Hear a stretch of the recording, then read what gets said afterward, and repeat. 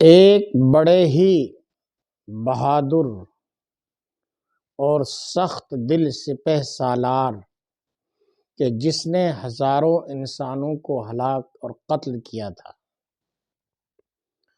اس کو ایک دن دیکھا گیا کہ وہ رو رہا ہے۔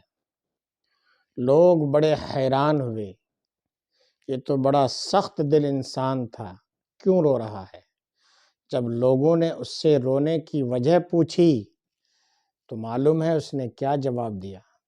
اس نے کہا، آج میری ماں مر گئی ہے۔ اللہ اکبر! ماں کی محبت میرے پیاروں کتنی بہترین ہوتی ہے۔